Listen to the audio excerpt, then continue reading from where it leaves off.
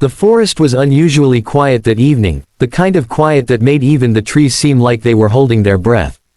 Jack Turner, a single dad in his mid-30s, was hiking through the woods after work, searching for fallen branches to use as firewood.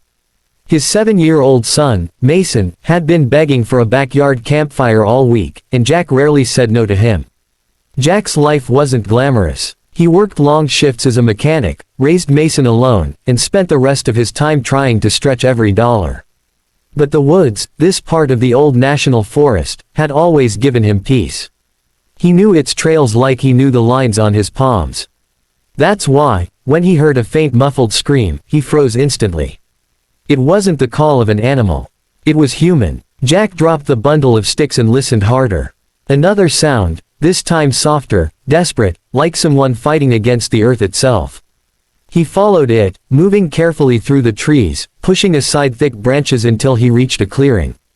The ground looked disturbed, as if someone had thrashed against it. Then he saw it, a hand sticking out from the dirt, fingers trembling weakly. Jack's heart hammered. Someone had been buried alive. He sprinted forward and knelt beside the hand. "Hey, I'm here. I'm going to get you out. Hold on." He dug with his bare hands first, then grabbed a flat piece of wood lying nearby to scoop the dirt faster.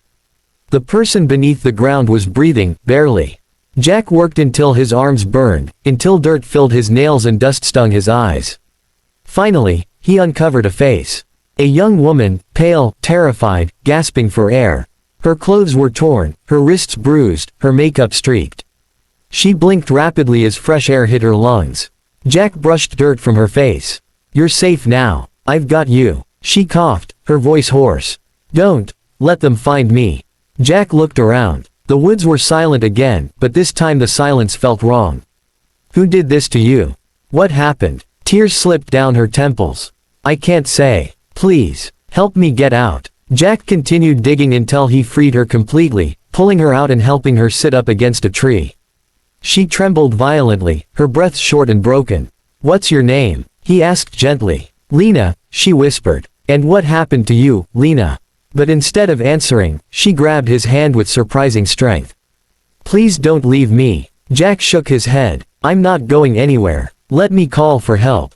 "No," she gasped. "No police. No ambulance. Not yet." Jack paused. "Why not?" She leaned closer and whispered something into his ear, so soft, so chilling, that his breath caught. "They weren't trying to kill me," she said. "They buried me so they could come back, and finish the deal. I escaped too soon. They'll still be looking." Jack felt the hairs on his neck rise. "Who's looking for you?" Lena swallowed hard. "My father is a millionaire. They kidnapped me for ransom, but when he wouldn't pay fast enough, they decided to silence me instead." Jack stared at her. "You're telling me someone tried to bury you alive because your father didn't pay?" She nodded, shaking uncontrollably. "And they'll come back as soon as they realize I'm gone." Jack looked at the ground, at the disturbed soil, at the broken branches around the clearing. Whoever did this wasn't far. They couldn't be. He stood up. "You can't stay here. Come on. Can you walk?" Lena tried, but her legs buckled. Jack caught her and lifted her into his arms without hesitation.